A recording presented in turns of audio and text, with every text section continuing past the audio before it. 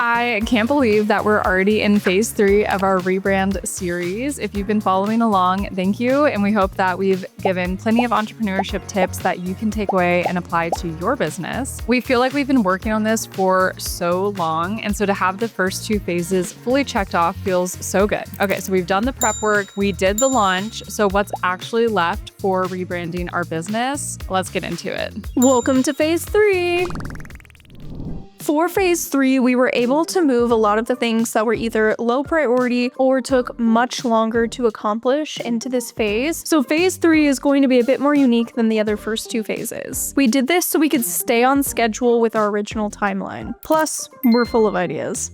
This episode is actually super fun. We got to start off with some really unique projects and meetings, so let's get right into it. We're gonna talk about how we made our own business cards. Okay, and when we said it's gonna get fun, we're talking custom Manny Mad Banana business cards, y'all. So back in the day, in our business book club era, the possible resurgence of Mad Banana, I did try and make our own custom business cards. Obviously, our name is Mad Banana. We have a crazy banana mascot. These need to be in the shape of Manny the banana. Unfortunately, after many attempts, it wasn't worth me continuing down that path. I wasn't able to get things to align perfectly, and they ended up just looking kind of low quality. And the text was pretty hard to read, to be honest, so I had to put that idea to rest. And at the time, we were Jolie Marketing, so we had normal Jolie Marketing business cards created that we would actually pass out at networking events and things in person. So the fact that we weren't able to get the Manny business cards done the way we wanted to, we just thought the dream died there, and it was a fun idea, but it wasn't going to be able to work out.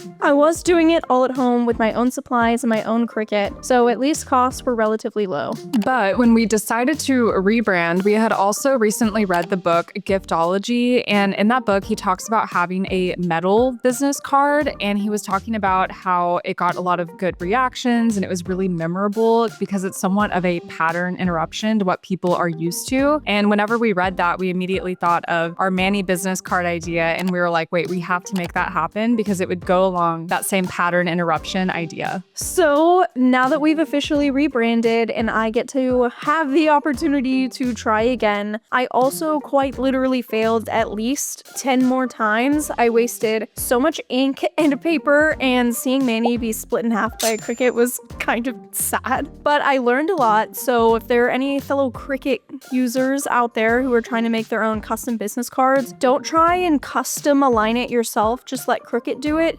Print it out, make sure you flip it and everything according to your printer settings, and then mirror it, and it should let it do its thing, and it finally ended up working out. So here's what they look like. We have Manny on the front with a nice little outline. We have our name, phone number, email, QR code, and a little bit of a tagline about our business. I'm pretty obsessed. I'm obsessed. It's the same height as a normal business card, so it is still practical. Handing them out, people, they fit in where they're keeping their other business cards, but of course it's way more memorable at the end of the day. I mean, can you actually remember the last business card you got?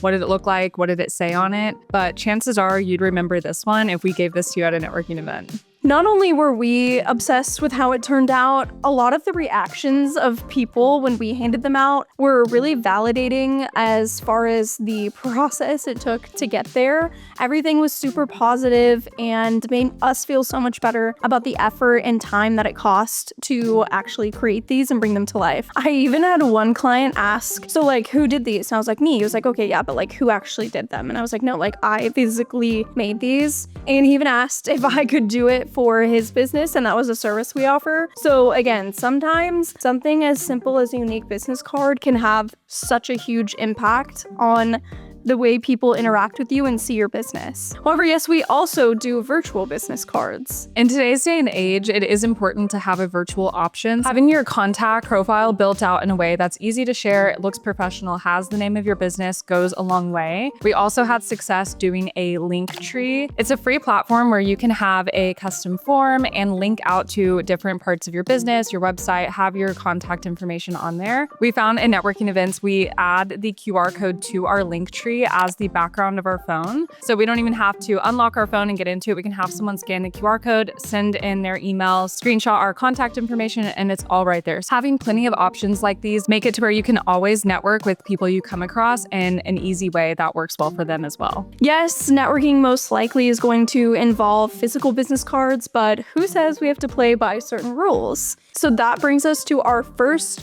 entrepreneur takeaway tip, which is break the invisible rules out there. Who cares? Yes, things are done a certain way for a certain reason, but most of the time, you remember the people who choose to go their own way. Creative marketing is the way to win.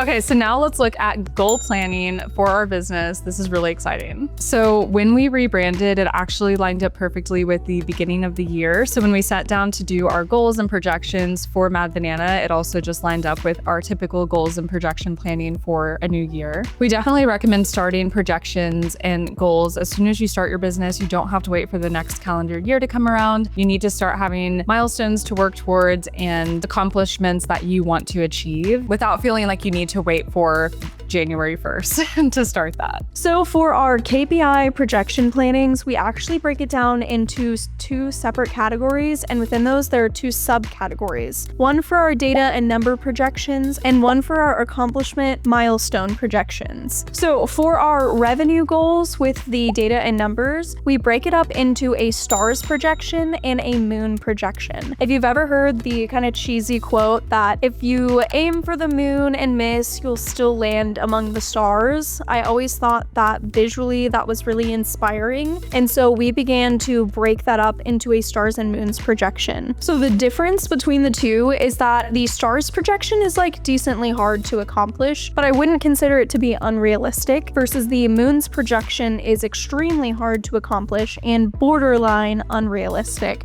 just given the calendar year and all the things we're trying to do. However, we are really driven, ambitious people. We don't really like to stay within our comfort zone, and so it's a great reminder to push yourself. If you're only creating generally realistic goals based on how things are going, you're never going to be pushed out of your comfort zone in order to grow your business.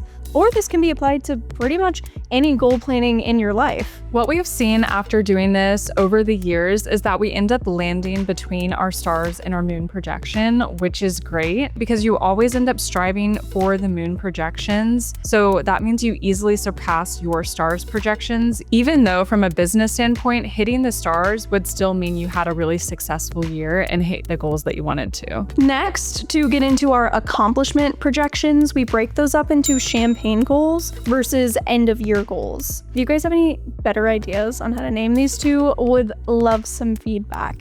However, the way that we structured it like this is because not all of our goals are going to take the entire year to accomplish. And as business owners, I think it's really important to make sure that you're celebrating all of your wins. And if you break them up into this structure, you can use the momentum to fuel you throughout the entire year. There can be ups and lows. There can be ups and lows. There are ups and downs during a business year, and so having these things to celebrate and remind you that you're still progressing forward is really valuable to help you not just stay fueled by discipline itself. So a champagne goal versus the end of year goal, just to give you an example, champagne would be hitting a certain number of subscribers on YouTube would be an end of year goal because that's something we're working towards the whole year and set out our predictions that way, versus a champagne goal might be to hit a certain amount of views on a YouTube video. That might happen sporadically through the year. We don't have that much control over that. So having a few of each for each important part of your business is really helpful to have that long-term goal you're striving for, but still have little milestones along the way to celebrate. So I encourage you to create your own champagne goals, which if you don't know the term, it comes from some viral social media trend where you write your goals down on little mini bottles of champagne so that way you can visually see them and be reminded of them. And then when you actually accomplish them, you get to pop the bottle of champagne to celebrate. Of course, you could do that with whatever. It doesn't have to be champagne. It could be non-alcoholic. It could be cheese. It could be something that you want to keep. Chocolate. It could be anything that you want to keep and celebrate with whenever you accomplish a goal. So for our second takeaway tip of this video, it goes along with what we've been saying, is that you need to celebrate your wins throughout the year. Don't just save them all for the end of year one big celebration. Use those tiny milestones along the way to fuel yourself and your business and celebrate you. You're doing it. Congrats. Okay, for the next part of this video, let's get into our website updates. If you'll remember from phase 1, we started with kind of a base website with a plan to build out content over time. So in phase 3, we've already done a few additions that we'll run through, but of course we still have much more planned for the future. We had our SEO copywriter help develop a plan for what to bring over from our old Jolie website, what to leave behind, what we need to add that we didn't have before. We definitely needed a new custom SEO strategy, specifically for Mad Banana this time. We got to update our portfolio page, add a YouTube SEO page, some landing pages, including for a fun magazine ad we ran, and getting lots more blogs and various other pages started. It's an undertaking, y'all. It was nice that it's been a couple of weeks now, so we've been able to, after doing our first pass at the homepage, take almost a second fresh look at it and make some design tweaks. The time really helped us give a fresh set of perspective, and we got to look at the data coming in from some of our analytical tools and see where we thought pages could be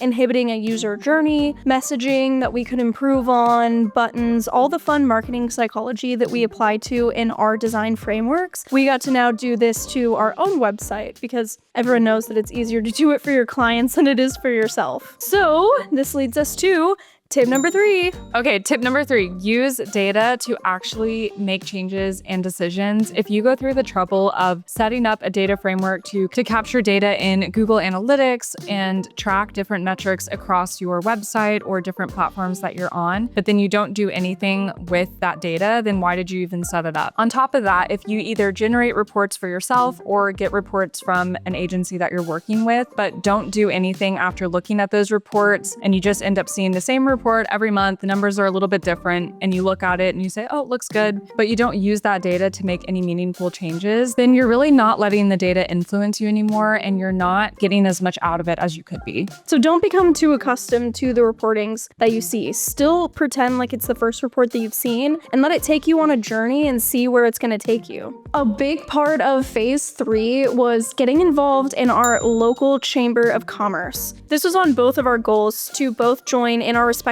cities, our local chamber of commerce. We will do a deep dive series on all chamber commerce views, but TLDR, they're great to network and get involved in. You have the opportunity to meet people from all walks of life and learn from them and their experiences. Even in their own industries, everyone's gonna have their own perspective, so highly recommend already so far. And if you're a chamber member watching this and found us, hi! We're so excited to meet you and, get connected and grow our relationships together. So we work with clients all across the country, but a focus of Mad Banana that we really wanted to be intentional about was to see how we could help our local communities thrive. We really enjoy working with small businesses to improve their marketing efforts so that more people in our communities can find them and work with them as well.